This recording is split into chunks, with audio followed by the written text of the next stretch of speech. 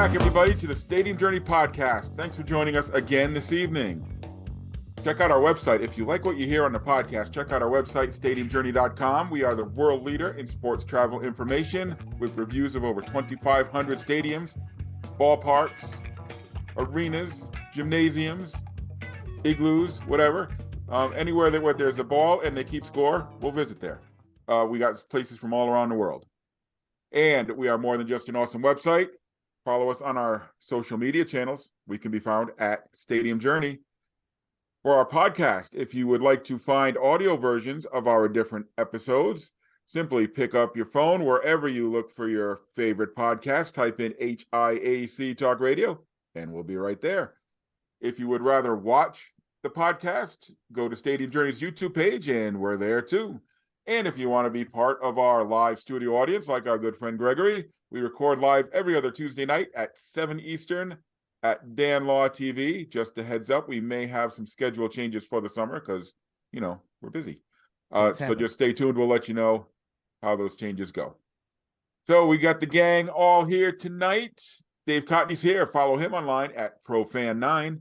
Mark Viquez, the Ballpark Hunter, can be found where else? At Ballpark Hunter. And the above average comedian, Dan Calachico, is here. Follow him at DanLaw83. And I'm Paul Baker. You can follow me at PuckmanRI on the internet. Tonight, we're happy to be joined by my close personal friend, Heather Schey from the Ocean State Center for Independent Living. Heather is here to discuss with us issues about accessibility in sporting venues. Now, accessibility is an issue we touch on from time to time here at Stadium Journey. And in my opinion, anyway, it's one that warrants a larger discussion, and we're glad to be able to do a little bit of that tonight. Regular visitors to the website may remember that we've had some articles regarding this issue in the past. Off the top of my head, I can think of our colleague Meg Menard has written a bunch of stuff about closed captioning in stadiums. I know I did one article in the past about comfort rooms for fans with autism and for fans who bring their very common around. now. Very common. Which when I wrote the article a few years ago when they were just starting. I think the Indianapolis Colts were the ones who pioneered that. But now, Mark, you see them everywhere. So it's something that we touch on from time to time, and it's a bigger issue for a lot of sports fans. And Heather's one of those fans. So Heather, thanks for joining us. And why don't you tell us a little bit about your background and why we had you come on to talk about accessibility? Sure. Thanks for having me. Hello, everyone. So my background, so you mentioned my job at Ocean State Center for Independent Living. Our goal is, to assist individuals with disabilities to remain independent and living their own homes and communities. So as a person who is visually impaired, it's been a goal of mine my entire life to assist others with disabilities. And recently was moved into the position of independent living coordinator, which is a role which is more one-on-one with our consumers. A big aspect, one of our core services is peer support. And so at OSIL is Ocean State Center for Independent Living for short. Over 51, at least 51%, if not more, of our staff have disabilities. So therefore, it's cross disability. And so whichever disability a person has, it's likely that we can provide one-on-one peer support for that individual. Regarding getting into the sporting world, almost 20 years ago, my boyfriend got me into hockey, which, very exciting, and started attending Providence Bruins games. Became a full season ticket holder shortly thereafter. And we began traveling to many arenas to see the Providence Bruins play. I also, do Red Sox games, and I've been to Gillette for other things, not for an off-season football game, never been to a regular season game. But yeah, Paul, I absolutely, definitely started seeing differences between arenas and stadiums regarding the accessibilities issue. Okay, so we'll get into all the places you visited because you've got a hockey itinerary, your resume probably as big as any one of us on the panel here. So we'll talk about some of the places you visited later. But Yeah. you mentioned your disability has to do with your vision. Yep. So, I think as part of the background for this podcast, I think when we put out the podcast, if you don't mind, we'll put on some of your stuff because you just graduated college recently, I and did. you didn't cross the stage to get your diploma alone because you have a companion who's a regular at the Bruins games as well. I did. So about 6 years ago, no, yes, 6 years ago, 2017, in February, I was matched with a guide dog at Guiding Eyes for the Blind. His name is Asher, and I would never go back. For me personally, using a white cane is awesome. However, the white cane, you still have to tap around things. And, you know, with the guide dog, you say to the door and he brings you right to the door. You don't got to tap anything or accidentally walk into something. He brings you around obstacles. He notifies me of curbs up. He'll stop. He'll put his front paws on the curb going up. He'll put his front paws on the curb and then look back like, okay, you ready to take the step? Let's go. And curbs going down, what he does is come to an abrupt stop, and he won't go forward until he notices that I'm making the progress forward, and I make that step down, and then he will go. And curb cuts are amazing, guys. That was I went to Guiding Eyes for the Blind, so I went up to the school for 3 weeks to train with him. He was already trained. Then they have to train the human. And when he first brought me to a curb cut, when I say to the curb, he brings me right and aligns me correctly with the crosswalk. And I just was a little ball of tears at that point. Like, it was so incredible, the freedom that gives you as an individual with a vision impairment. And one of the days they take you to Manhattan to walk amongst all the hundreds of thousands of people on the sidewalks there. And it was summer, so it was very busy. And let's talk about liberating, not needing to hold on to somebody and just walking down the sidewalk in Manhattan. Wow, that's with incredible. this little hero. Wow. And I do call him that. He is my little hero. I guess when you make it there, you can make it anywhere, right? That's it, Paul. Yeah, so Asher, graduation day was amazing. As like I said, I'm 49. I attempted college a few times, and usually it was some type of an accessibility issue, or the last time most certainly was, there was an issue with professors not wanting to provide my material in a accommodated way. And even with the guidance from the disabilities coordinator, the teachers refused. And at that time, I was behind by 2 months in 5 classes. And I just at that time had quit. Hardest decision I had made.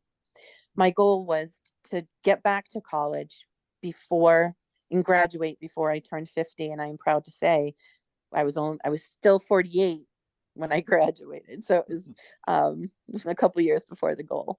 And so I signed on to Southern New Hampshire University online, because of transportation issues and stuff. It made it so easy for me to attend college, and I was working full time, and achieved my bachelor's in human services with a concentration on gerontology.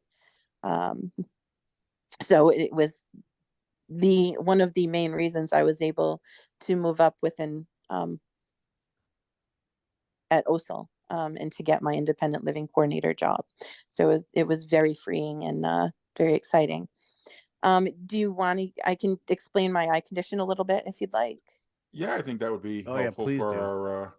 Oh, one more thing about going to school. Asher got to walk with you at graduation, and he Yes. had his own cap and gown with his own message on his cap. Right? Yeah. So I figured, well, coworker and her mother made Asher his own gown. So his gown matched the colors in my scarf, and his cap I purchased, and on the top of his cap it said I gave her all the answers. So he couldn't get enough attention that day. And of course, no one's supposed to touch a service dog on a service or a guide dog while they're on harness. But the person sitting to my left in the row before going up to get my degree, she said, Heather, I don't know if you can tell, but everyone who's passing Asher has these smiling from ear to ear on their faces. So I know he brought a lot of joy that day too. And the funny story about going up and getting my diploma from the school president. So I wanted to do a rehearsal, and here's talk about accessibility. I wanted to do just like a dry run through. So I knew like how it was going to go, which direction I should be facing, where Asher should be, etc. They're like, no, no, no, it's good. It's good. You're going to, you'll be fine. Okay. So we get up and they were like, so, cause I didn't want to hold on to somebody. I wanted to just let Asher go and lead me. So they let him do like maybe 8 feet. So she's like, okay, go ahead, go straight. It's your turn. So I go up. I don't know which way I'm supposed to look. Asher's got me turned around. So the school president's like, nope, this way. And I'm like, that way? He was, nope. So I turn and I finally, they're trying to take a photo. So they take the photo. It came, Tim said it came out good. So we're good there. But poor Asher is facing the wrong way. In the picture, like with me and the president and Asher, it's like Asher's rear end. So so you gotta kind of laugh at that stuff, but it would have been better if they had let me do a quick walkthrough. But yeah, no, he was very much a celebrity that day as well. Yeah, so why don't you tell our listeners a little bit about your particular disability? So I have what's called Leber congenital amaurosis. It is a child version of retinitis pigmentosa. So that just means I was born with retinitis pigmentosa. It's just a different version, variation of it. With LCA, which is Leber congenital amaurosis, you are born with it. It's developed in the womb. With retinitis pigmentosa, it can happen at any time. So you're born sighted, but however, you could begin to lose sight, at age 8, age 30, age 50. I've known a couple people that it didn't start to appear in their vision until their mid 60s. So regarding LCA, it's a retinal degenerative eye disease. And when I was born, I was legally blind, but I had a lot more vision than I have now. I was able to ride a bike. I was able to read with just like thick glasses and a bifocal on the outside, which was higher strength. So I was able to visually read. My childhood, I just couldn't read the board at school and stuff like that. But it was, pretty good as a child. I, couldn't play sports because of like not being able to see the baseball or anything, or be able to like be prepared to see a basketball come at me or whatever. Um, and then, going into my 20s, it was pretty stable. 30s, pretty stable. Um, Beginning of my 40s, I noticed a change and I started to lose the ability to read, visually read. So I started looking into learning screen readers. There's one called JAWS for the computer that allows me to do everything that everybody else does. It's just all keystrokes, no mouse. If you can picture like never using your mouse and just using the keyboard to work on the computer, which it's a whole other accessibility thing for another time. Some websites, etc. And so at this stage in the game, I do have a little bit of residual vision left. It's so hard to describe what I see. Sometimes what I say is like picturing a donut, and you can see through the donut, you can see around the donut. However, there's this whole area where the donut is that is not there for me. But the eye and the brain are very handy and very skilled because there's no black spots for me.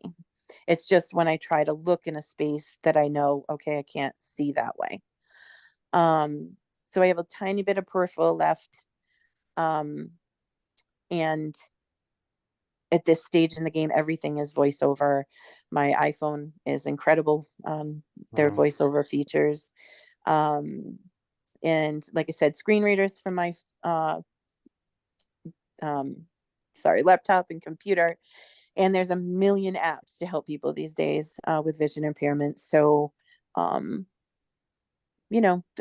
how I'm kind of getting along these days. And then the most recent one is more so of it's kind of like, you guys remember the movie Poltergeist, right? And then there's like the fuzzy screen, or and sometimes my eyes are starting to do that. So even just like matching clothes right now is a little difficult. Like I'll put a sweater on for work and I get to work and be like, oh, glad these two colors happen to match today. So sometimes that happens, but my outlook is you live your best life, and we're just like everybody else. I'm just like everyone else. I just have to think outside the box sometimes to do things. All right. So you mentioned being a longtime fan of the Providence Bruins in particular. So I'm guessing that there's a big difference in how you experienced a hockey game in the year 2000 and how you experience one today. So how about we talk about some of the things that have changed over the years, and even if there's some changes for the bad. Oh, so in other words, like how I see a game? Yeah, sure. Oh, okay. So yeah, when I when I was first starting to attend games, I was able to like tell the difference in the color, like the jerseys from the distance where we sat. And so I'd be able to tell like which I couldn't see numbers or names or the puck. But I'm knowledgeable enough and I'm in hockey to know who's shooting which way, and then the colors. However, fast forward to today, I can't distinguish the players at all. But I still know who's supposed to be shooting at which end, and where the play is. And I have to give my boyfriend, a shout out, because he is one of the most amazing play-by-play guys around. So I have my own personal play-by-play guy. Nice. Yeah. And let's not forget, Asher tries to tell me too, but You know what was amazing about one interaction I had with Asher is we bumped into you in a game in Syracuse, I think it was, of all places. And it had been a long night. I think it was the night the Bruins got eliminated one year in the semifinals. And you're just like, yeah, Asher's worked hard enough. And once you took that harness off of him, he just became a dog, and he was just jumping around on everybody who walked by and looking for ear scratches and everything else. It's funny, like, yeah, a dog's gonna be a dog when it gets down to it. That's it. And that's what that's just, on a side note, that is one of the things I do want people to know, is that, never feel bad for a service dog, because I guarantee you, a guide dog or a service dog, that there is a lot of play going on. There's a lot of love, and these dogs get rewarded well for the service that they provide. Because everyone who has one knows how important they are and appreciates all they do. And yeah, that is the most incredible thing, Paul, because people will actually comment on that. Like, oh my gosh, like, look at the energy, look at the difference. Like, wow, how Like well you or I behaved. getting out of work at the end of the day. Like, all right, let's go have a Yeah, drink. exactly. Exactly. You should see him when he comes home. I say he gets the yayas out. He does his little zoomies. Zoomies. I know the zoomies. So yeah. I'm sorry. Well, that's my train of thought. But That happens a lot on this show. So what else did you want me? I'm sorry, Paul. I kind of gotten off there. No, if you've listened to the show before, we go off on tangents all the time. So I like how you assume there's ever a train of thought going. Yeah, this show, we do not have it all spelled out in advance, and we like it that way. I want to correct Dave and say there's definitely a train, but it's not of thought. Okay. It may not always make it all the way to the station. And I do want to say, if you guys have any questions, I'm more than, don't be worried about offending or anything like that. I'm somebody kind of always happy to answer questions. There's never a silly question at all. Oh yeah, Heather's let me know. What the hell are you saying? She's let me know that more than one occasion. All right, so I guess a lot of your experiences are going to be, you know, from local Rhode Island, Boston places. So geez, I know you. Have you ever gone to a game without Tim? Because I can't recall ever seeing you there without Tim. So Where to the Providence Bruins I have okay, once. He was sick. So no, how was that no, I take experience? it back. I mean, how was that experience different? Is the Dunk a place that's pretty accessible? What? So the Dunkin' Donuts Center is, Well, it's not the Dunk I know anymore. it's I not that forget anymore. the I amp. know. I can't Probably. call it. I Yeah, can't call it what is that. it? I'm sorry. The Amica Mutual Pavilion. Oh, that's too It much took years going for on. people to stop calling it the Civic Center. It's going to Civic take years for Center. people to stop calling it the Yeah, Dunk. I will never call The it the amp, Dunk. but anyway, Yeah, the amp seems forced. it just does. No, it's going as an individual without somebody to assist. It is accessible. I will say the one thing that I really like about the amp is that the handicap accessible areas are very handicap accessible, and they have a shelf for your beverages and your stuff. Yeah, nice. A lot of other places do not do that. So I think it's one consideration that was thought about, like where these people that really shouldn't, I mean, I can reach the floor, but someone in a wheelchair may not be able to reach the Right. floor. So where are they going to put their things? So I do like the fact that they've always had those little shelves there for people to put their beverages on and stuff. The only thing about that place, no, just kidding, I can't call it the amp all the time, is that they do have one family bathroom. And because for someone who's visually impaired with a guide dog, sometimes going into the regular bathrooms can be a little stressful, especially if there's a line.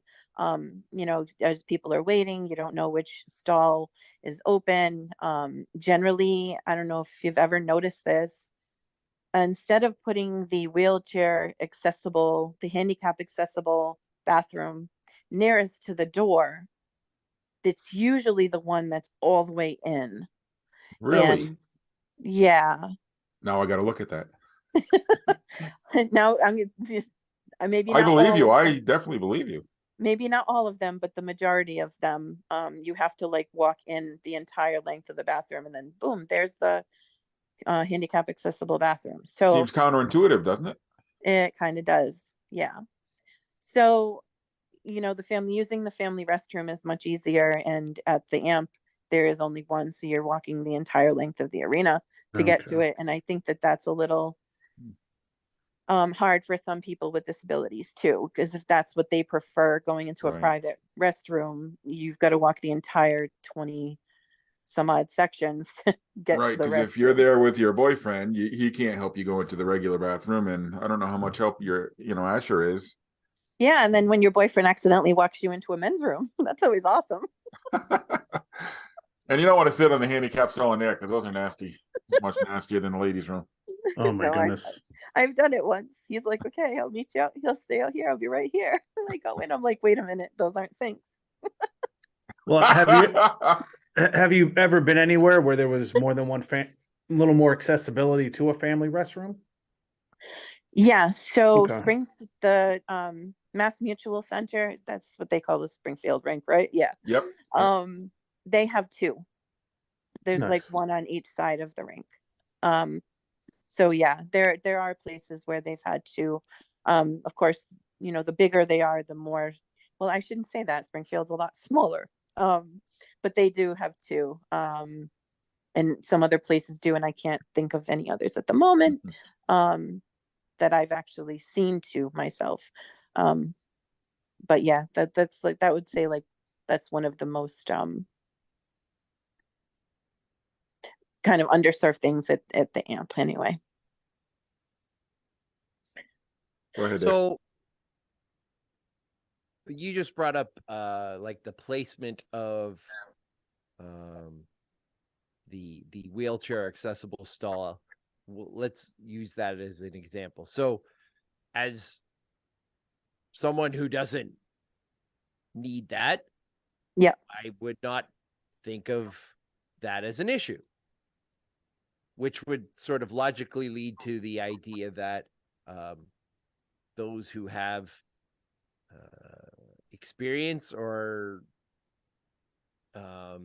ideas or requests would need to be vocal about those changes that would need to be made. Right. Follow my logic here?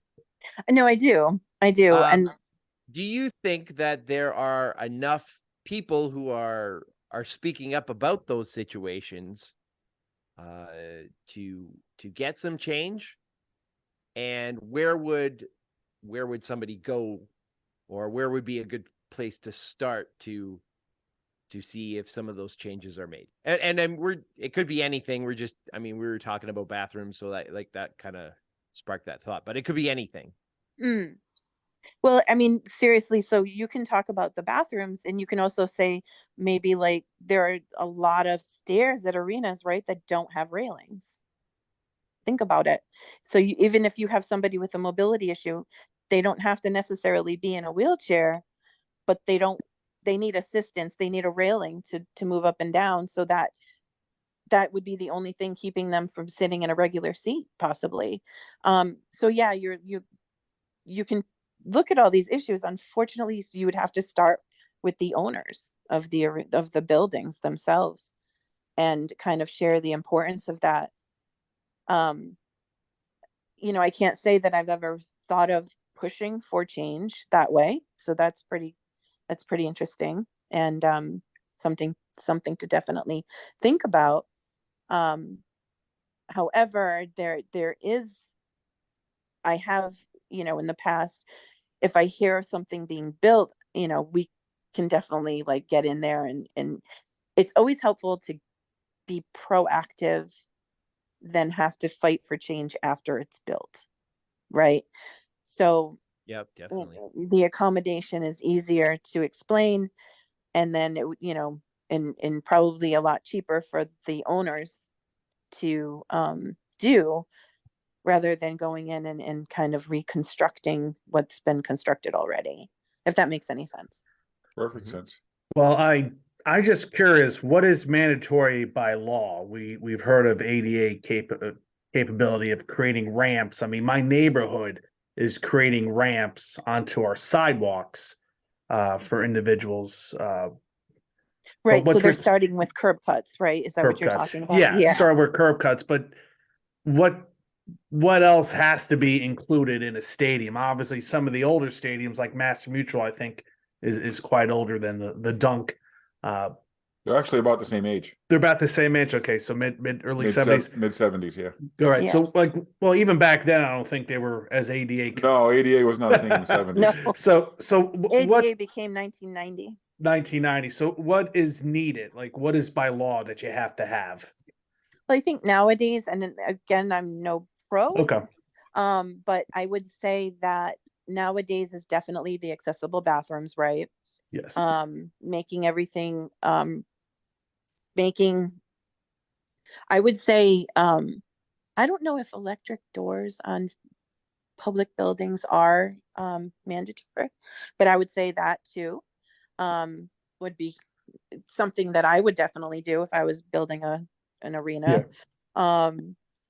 And then your ramps, of course, right? So no stairs, putting in elevators where needed, which they do have. So you will find that the majority of them are accessible now. Yeah, I don't think I've ever been to one that like someone couldn't access if they were dependent upon a mobility aid, like a wheelchair. Well, Yeah. there is one arena that I've come across, and it's the Danbury Ice Arena. They have a Really? handicap section, but it's at the top of some stairs. Yeah. Well, And we were Okay. looking at that, and Pam was asking me one time, "What are you looking at?" I said, "I'm looking at the handicap section." Look Yeah. where it is. It's at the top of some stairs. How would somebody get up there in a wheelchair? well, that's Yeah. I think I sent you guys a picture from Cleveland Oh, where there was a like a wheelchair picture on the end of a row, and it was like, 4 or 5 stairs down or something like that. You're like, Yeah. oh my and I was gosh. like, how is this like a handicap spot? That doesn't make any sense. Yeah, Yeah.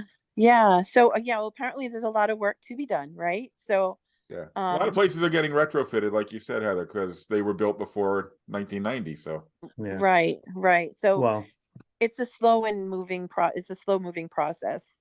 Um, and because you see it all the time in like federal buildings and stuff like that, you know, places are not accessible, and they're working to make them accessible. So you asked about how to make, like, if you start with the owner of a building, so you go that route, and then if you see no progress, if they're refusing to make something accessible, then you can go to like the Department of Justice and say, hey, they have, every state has, an assistant DOJ and an assistant attorney general that works for the state but are connected to DC, and say, hey, look, we have an accessibility issue here. We did contact the company, the business themselves, they're refusing to do anything. Is there anything you can do for us? Because I have Amy Romero is the Rhode Island assisted U.S. attorney, and she does talks for us. And that's one of the things that she says is always try to communicate with the person first, right? Because you don't want to be like, it's just wrong. Try to do it first. And then, if you see no headway, then you can take the next steps. But yeah, so that's the route that I would go. okay. Dan, did you Yeah. have something? I saw your hand up. No, I was stretching my arm Oh, because okay. my nerve. I hurts. mean, I had a question. I know that, like, I never, when I took my father, he's 93. He's in a wheelchair. We took him to the Milwaukee. I took him to the Milwaukee Bucks game, and yeah, I had to push him into the main lobby where that giant screen is. But then somebody from the Bucks saw us and said, "Hey, come over here," and they led us to the elevator, and they took us all the way to the top where the seats were, the handicap seats were. So sometimes, when they see you in a wheelchair, they see that you need some assistance. They'll come out and grab you and lead you to the right spot.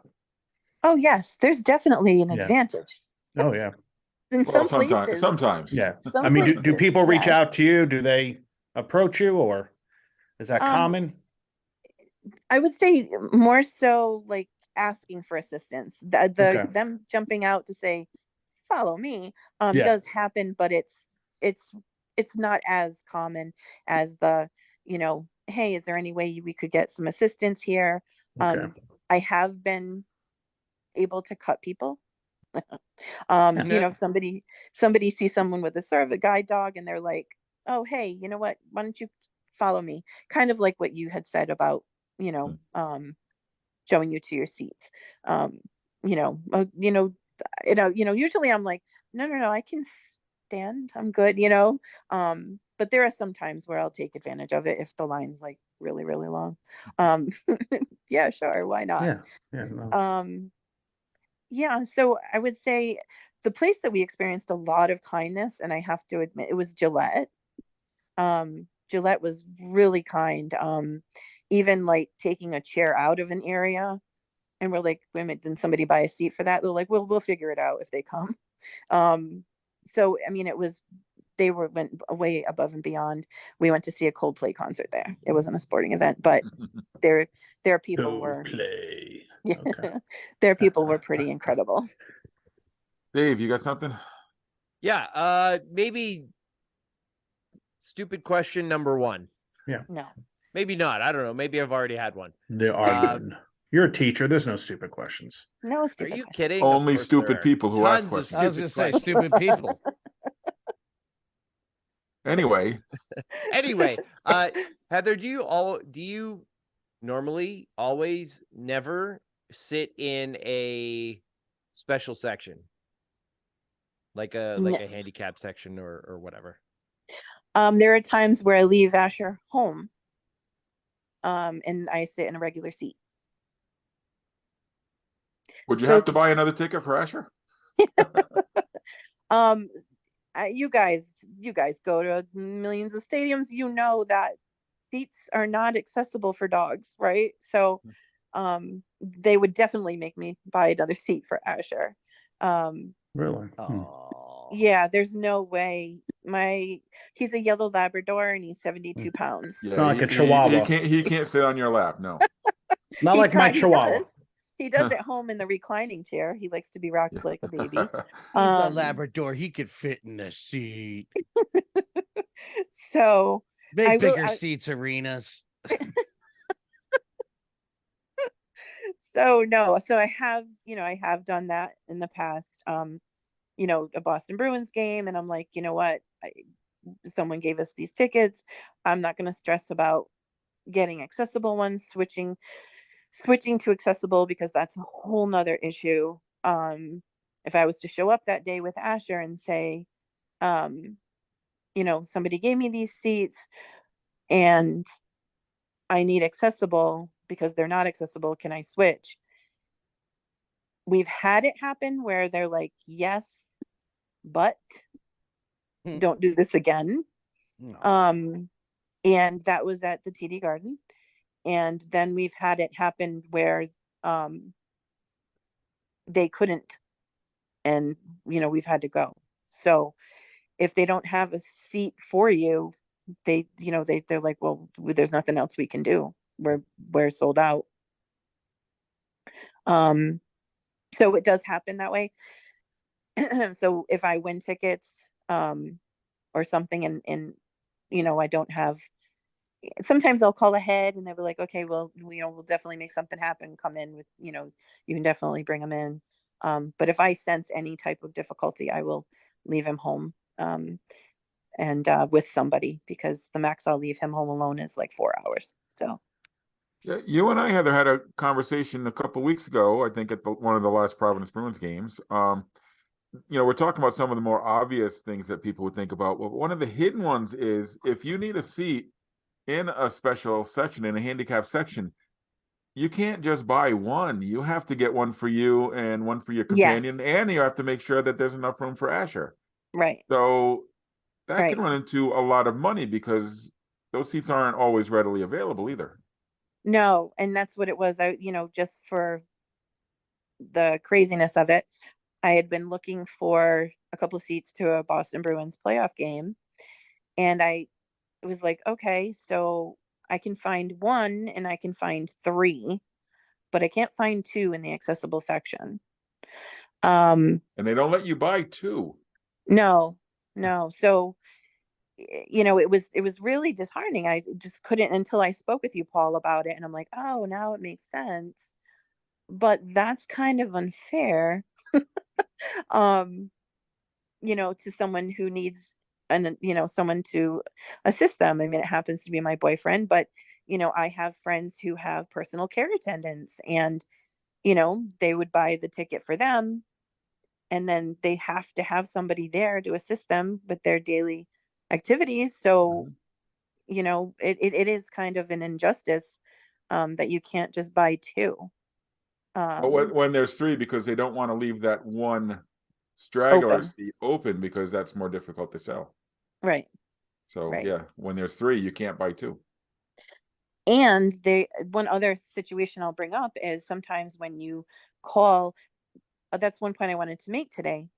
When you call to get tickets, I mean, so the majority of tickets now are through Ticketmaster, right? So most everybody is doing Ticketmaster. So Ticketmaster is a little bit more difficult for somebody using VoiceOver or a screen reader, because it times out, and by the time you're done maneuvering around the screen, and it's like, oh, you lost your seats, so you have to go back again. So therefore, what I generally do is I look for the accessible phone number to call, to order tickets, to like speak to a human being, and to get tickets that way. Not Wait everybody. a second. Do you mean there's still human beings to speak to when you call these things? Wow. It's rare. It's rare. But it does Sorry. happen. No, you're fine. So, so if a arena like I'll use the Red Sox, the Boston Red Sox for an example. They do have that. So a couple of years ago, I think it was in 2019, I had called up, and it's the accessible line. There, you're calling because you need accessible seating. And I bought a couple tickets. Me and Tim, Asher was going to be going, was told they were accessible seating, which means like the folding chairs and plenty of room for Asher. This person did not say that, but that's what accessible means to me. So we arrived to the game, and they put us in the middle of a section. So Fenway Park, which is not accessible anyway. And so I'm talking to the usher. I said, "These are accessible?" He says, "Yeah, these are accessible for the visually impaired." I went, but not with a guide dog. Maybe somebody who just uses a cane can sit here. But so we had to go to guest services. It took like an hour for them to figure out where they were going to put us. So I don't know if you guys heard, but the Fenway Park is doing their first blind and low vision day on June 4th. And so Perkins School for the Blind and other places, the Carroll Center blocked out a bunch of seats. So they gave me the phone number to call the person at Fenway. So I was like, okay. So I talked to her, and she's like, "Nope, I guarantee you these are folding chairs." Like, okay. So yeah, we're gonna be, going to that, but that was very interesting. So people's different vocabularies about what visually impaired means and what accessible means sometimes is different, and you have to be extremely descriptive about what you need, because at times everybody's needs are going to be different. Yeah. Yes. Yeah. And you have to mention, like, I have a guide dog. I don't use a white cane, so you can't put me in regular seats. Dave, did you have something? Yeah, exactly what she was just talking about. I was going to ask about getting tickets and if it's possible to buy online, or if it's good to buy online, or if it really sucks to buy online. So I think I got my answer, that it kind of really sucks to buy. Yeah. Which, you can buy them online. There's like a checkbox, and it says accessible, and then you check another box and it says wheelchair.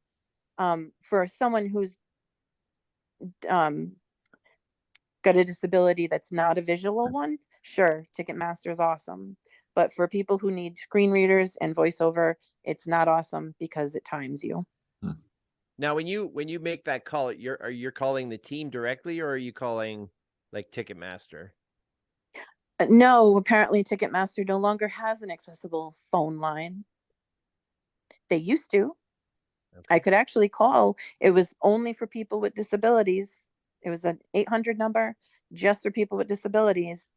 And couldn't find that. I searched high and low, deep and wide, for that phone number, and it no longer exists. So I called, you call the clubs themselves, like TD Garden, Fenway, when I had to do stuff with other arenas for hockey, usually calling the clubs themselves. How often do you run into, you're calling about an event or whatever, and you're calling about an accessible seat, and like it's just not available? There's none available. Well, they're not saying that there's none available as in the venue, but they're sold out or whatever. It's happened to us. I think we were going to be going to a Hershey game in Pennsylvania to see the P Bruins play, and it happened to us. Yeah. So, and I think did it happen in Springfield once? No, it did not. Yeah. So go ahead. it happens, but it's rare. It happens, but it's rare. Yeah, I could sympathize with you, because on one of our crazy summer trips where we try to, Pam and I do 12 ballparks in 9 or 10 days. Yeah. We had a friend of ours come along with us one year, and she's a little older than us. She's in her 70s, and after a couple of days, we learned that she required some special accommodations as well. And the minor league parks, it really wasn't a big deal because there's usually room, Right. and they're very accommodating. But when we got to a couple of the major league places, the Nationals were pretty good about it because they weren't full. But we went to somebody who was full, and it was a tough shake to get her an accessible seat. And there was no way they were getting a seat with her and the two of us. So Pam and I had to go to our regular seats, and they were able to switch our friend around. But I can definitely sympathize with the plight there of just trying to find a place to sit yourself down. Yeah. Yeah. And that has happened before. We've taken my sister to games, and now, mind you, my sister is also visually impaired and can't see. She's got a little bit better vision than me at the moment, but she can't tell everything that's going on either. So we need our handy dandy, reliable, amazing play-by-play guy to sit with us. But we've had that happen where my sister and I would have to sit together and Tim would have to sit somewhere else. And I know Jerry's more of a baseball fan than you are. So are there differences between the different sports? You talked about going to a lot of different venues. Are there some sports that lend themselves better to accessibility and accommodations than others? Hockey. Hockey better, or is that because you're a Hockey, fan, no. or is that because they just do a better job? No, hockey is much better. Hockey's better because what happens is like the ballparks are a lot older. We'll speak of Fenway. I haven't been to many major league ballparks, so I can't really speak on that. Obviously you can, Paul. But like I've been to Portland and we had okay access there. I'll speak of here you go. McCoy, however, I know it was old and blah, blah, whatever, but their accessible seating and their accessible services were above the best ever. We went to one game at the new stadium in Worcester. Their handicapped seats. Oh, it's a mess. Are like, it's a piece of plastic that has really no real backing. And there's metal pieces that stick out in the middle that I scratched myself on. And you're pretty much sitting on the ground. That's how low they are. Disgusting. That's a brand new park. That's disgusting. So yeah, I was always jealous of you guys when you're at Paw Sox games because you had such better seats than I did. Yeah, it was such great view. For what we could see, it was perfect viewing. Yes. See, now you've given me a different perspective on the role, my role as a PA announcer, and how that comes into play now, explaining some of the stuff that's going on for fans who may have a little bit more trouble watching the action. It's awesome. That's a very good point. Because a lot of the time, we'll be like, oh, did he dive for it? Did he, was that on his, did he get on the ground? Because someone would be like, oh, he's, dusting himself off. It's like we hear it in the background. We're like, oh, did he slide? Kind of like something like that. So it is very cool. Have you ever like brought a transistor radio to the game or something, or some headphones to listen to it while you're there? So Jerry does that. But yeah, I know Jerry does. I'll tell you the most annoying thing about that. And you can't talk to anybody. It's not same time. No. It's delayed. Oh. Huh. So for me, that messes with me. So I don't do it. Yeah, it would be, you know what I mean? It's like, okay, well, you get more details, but it's like you're watching it and then you're hearing it in some places. So it's kind of like a messed up feedback. Go ahead, Dave. This is backwards day or something. You're taking my questions. Yeah. Yeah, usually you do that to me. Yeah, I know. I totally understand that. I find, if I'm driving in the car, especially if you're like listening on your phone with like a satellite radio or something, the delay isn't like 3 or 4 seconds. It could be minutes. Yes. Yep. We tried it when I first started going to Providence Bruins games. I was bringing a laptop in, and I was pulling them up online because, that's the only other way to hear the whatever. So I was doing that, and it was like 4 minutes. And I'm going, this is ridiculous. Like, why would I want to I can't do this. Like, it's Especially like, at a hockey game, yeah. Some I don't want to places, wait. I don't wanna know wait 4 in minutes. Toronto, you can actually get the live feed from the broadcasters. You can get that frequency. They'll put it, and it's live time. So it's like an FM frequency, but Aren't there Oh, some it's places that when sell like and there's in-house commercials on, you can hear the guys talking in their headsets, right? oh, that's It's like cool. that live. Yeah. I I think know it's the a direct NFL used to line. sell things, but I Yeah. haven't seen them in years. I don't know if they still do that in some of the bigger places. They sell those headphones that are like closed circuit They to the have that. broadcast booth. They have that signal going through on AHL TV, actually. Mm-hmm. Like when Kelly's watching the Bears, you will hear the commercials, but you will hear Zach talking to the producers while the commercials are going. It is not the same thing as the signal going over the radio. So Right. it's very interesting. That's a good idea. You remember second audio program on TVs? You remember SAP? Yeah. There has got to be a way in 2023, either at these venues or at home, to have a second audio thing going through for someone like Heather, someone who's visually impaired, or someone who is blind, just to hear what's going on. Because when who cares about the cuss words at that point? No, I don't care. I don't care. Well, I know. You know what? I'm offended. I can't see, but I heard the F word. Like, I know the NFL, the thing that they were doing. I mean, that they were selling that was money, right? They were the little earpiece or whatever, you paid for that, and then you had to pay for a subscription too, right? So yeah. But I know, like, I think really the only place I've heard it is Scotiabank in Toronto, and on a regular hockey broadcast or whatever, like, you got the TV guys, and you're hearing what they're saying, and then Glenn Healy's in between the boxes, and they're talking back and forth or whatever, and it's actually kind of funny because they go to commercial, and one of the guys will go, "Wow, man, that was really weak on the goalie. Yeah, what a sieve. That was terrible." Yeah, like I've done that too, like watching the games. Yeah, you definitely hear that stuff, and they forget that they're on live mics. Do you listen to, like, games not necessarily at the game, but do you listen a lot at home, or? Oh, all of 2020, we watched all of the Providence Bruins games online. Okay. Not 2020, but 20. Do you listen right after COVID? Do you prefer to listen on the radio or like television or?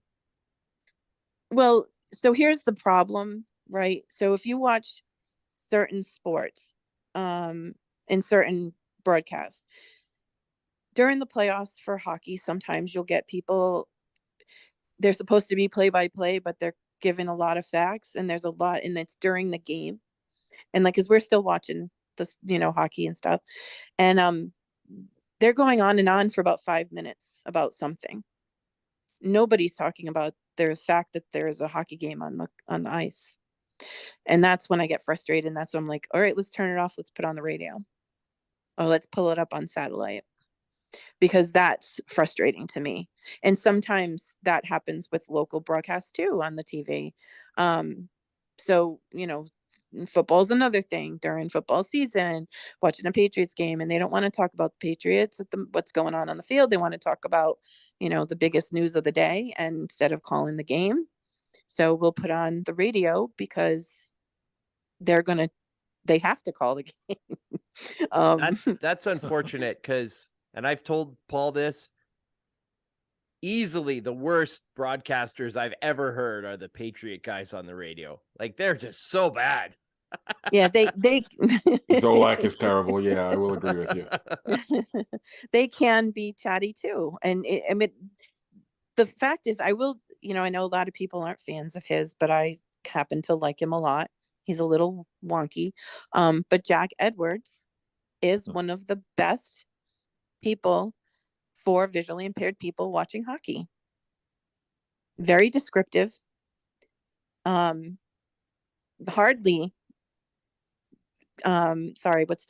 hardly participates in banter. basically does his job and does it very well. And I've actually written to him because of that, and just to kind of thank him for that, because people don't realize how important it is to the visually impaired world. And for those of us non-New Englanders, who's Jack Edwards? Okay, he's the one of the Nesson broadcasters for the Boston Bruins. Okay, so he's on television.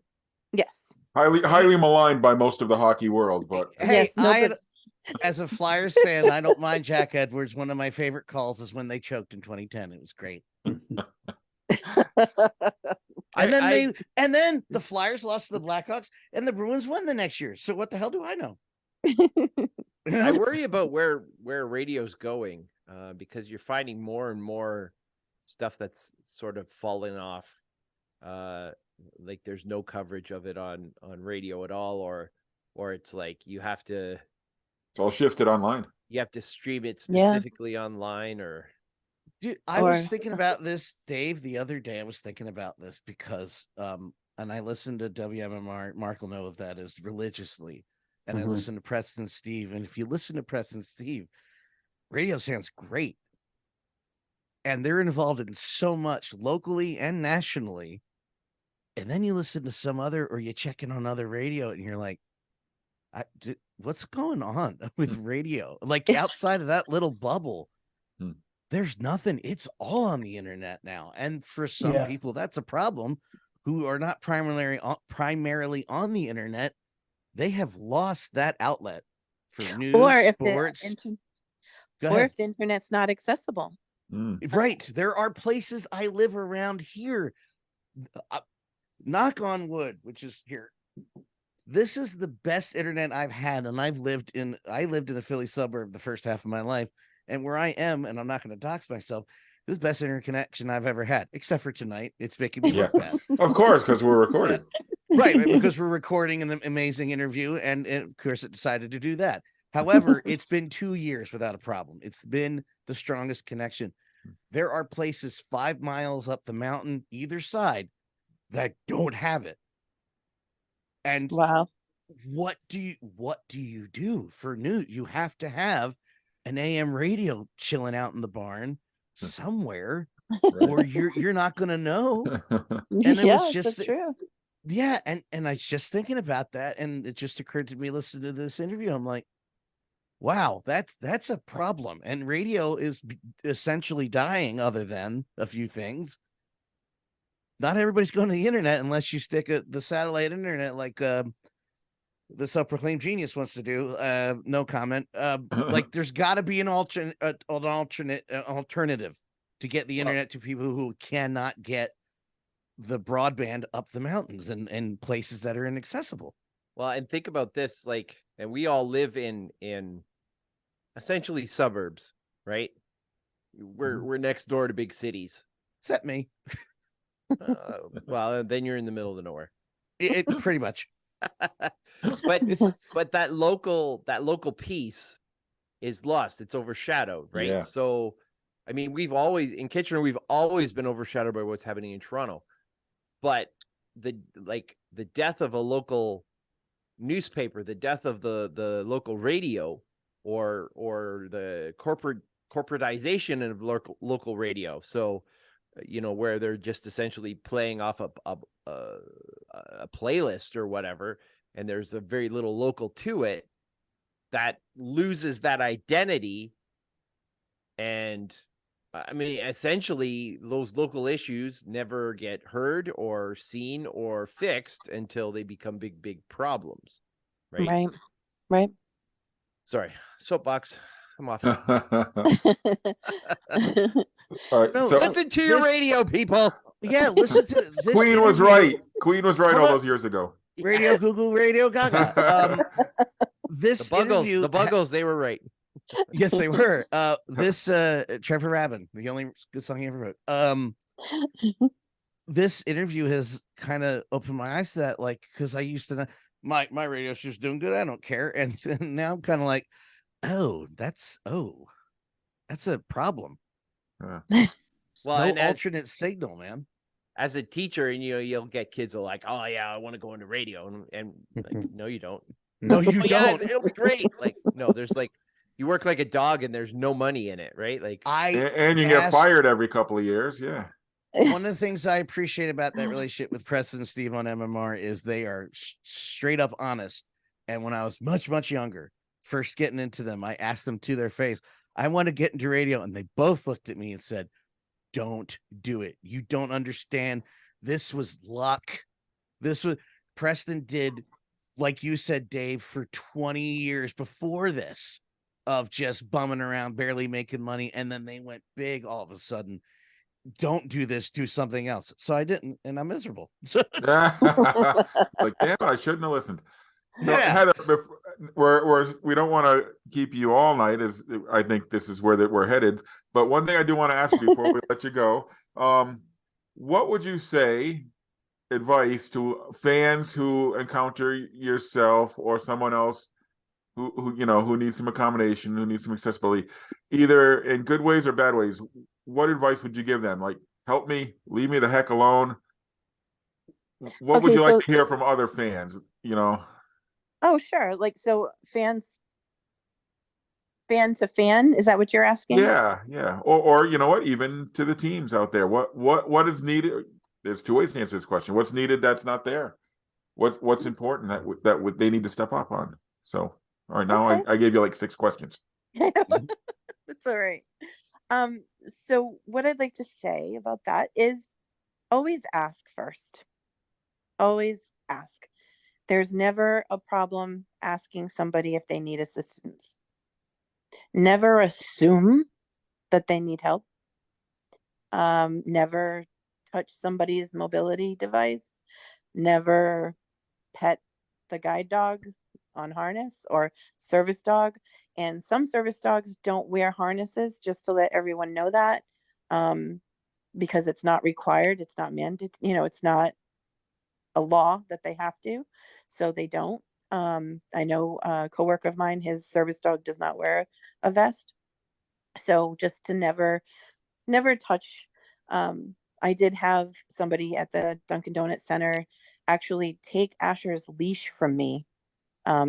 Completely no. Whoa. Yeah. Oh, I could go on for the rest of your time with stories don't about ever touch my dog anyway. Yeah, so I basically told them, first of all, I was like, do you wear glasses? And they said yes. And I said, how about I take your glasses off your face right now? And then they kind of got it. So Nice. yeah, so always ask first if someone would like assistance. If you feel that they could use assistance, that's the best way to handle it. Say, oh, do you need any assistance? Can I help you in any way? And then the person will, say no, thank you, or yes, please. And this is what you could do for me. That's always helpful for me. It's, that kind of thing. So that's what I would like people to know. Thank you. That's where I was going with that question. I don't think I articulated it very well, though. Well, I'm glad I read your mind, Paul. I'm glad. But yeah, so thank you guys so much. It was a pleasure. And if you have any other questions, always, Paul knows where to reach me. So I hope, I made some sense and, taught you guys a couple things today too. Absolutely. It was a pleasure to have you on. And this topic was fascinating and open, like Dan said, it opened my eyes on a few things that I had never considered. My privileged ass.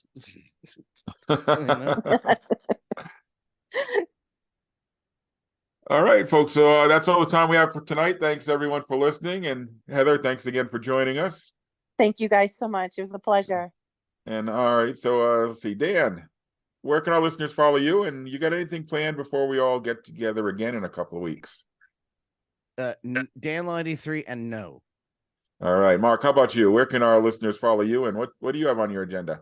You can follow me on Twitter, Ballpark Hunter, also YouTube, Ballpark Hunter. Check out my videos. Taylor University, who's also one win away from the NAIA College World Series. So check out the video. If you're near Upland, Indiana, check them out. Beautiful stadium. Next couple weeks, I don't know. I could be up in Beloit, Madison, Wisconsin, or I could be down in Nashville or Trash City, not Trash City, Rocket City. Trash Wow. Pandas. Yeah.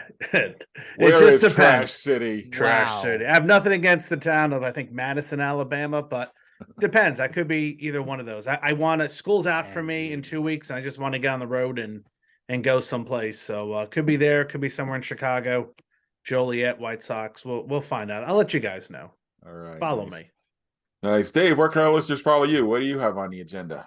I am happy to say, and I'd like to wish a happy 25th anniversary coming up to Mrs. Profan 9 and myself. So 25 years, which is a little crazy.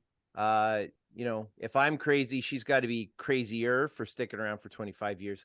But we will be heading to the greatest ballpark in the world, PNC Park in Pittsburgh. So we'll be heading there. I'll be there this weekend, and you can follow my sporting adventures for hopefully another 25 years at Profan9 on Twitter and Instagram. Yeah. You're heading to easily. Pittsburgh for your 25th anniversary? Well, next year we're going to Barcelona with work. So Nice. You can guys easily do 50 years. Yeah. You could do 60. maybe. My in-laws are heading on 60 pretty soon. I think next year is 60 for them. For me, you follow my stadium journeys on Twitter or Instagram at PuckmanRI. Where am I heading the next couple of weeks? Well, I got a certain graduation party to go to on Saturday, Heather. We're looking forward to that. And the Brockton Rock start up next week. So I'll be back behind the microphone, the PA mic that is, for my second season up in Brockton. You want to talk about Trash City? No, Brockton's not Trash City. Wow. You guys. Have you ever been to Brockton? It's not I didn't even know it existed until 3 seconds ago. not the loveliest place, but Oh. you know what? I've had nothing but great experiences in Brockton. Hell, that's where I got married at Campanelli Stadium. I always had great experiences in Camden. Yeah, me too. The couple of times Yeah, I've been there. see? Every city's got its nice places in. Except for the time I ran the traffic light driving the fire truck to a fire. We're not going to talk about that. So, starting next Thursday, that's where I'll be for much of the summer. Again, you can follow me at PuckmanRI. And remember, stadiumjourney.com. That's where you can find all of our 2,500 plus stadium reviews, news items, and other features. Connect with us on our social media channels at Stadium Journey. Audio versions of this podcast, search HIAC Talk Radio, and we'll show up for video simulcast of the podcast. Check out Stadium Journey's YouTube page, and to be part of our studio audience, join us every other Tuesday night at 7 Eastern at danlaw.tv. We will be back in 2 weeks. That will bring us to May 30th.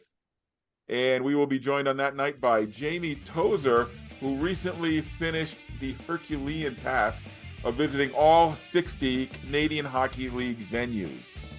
We talk about Club 124. All 60 Canadian Hockey League venues might be a little more impressive because there's some out-of-the-way places there. So, once again, thanks to Heather Schey for joining us tonight, and for Dave, for Mark, and for Dan, this is Paul wishing you all safe journeys and close games. Hope to see you on the road again real soon.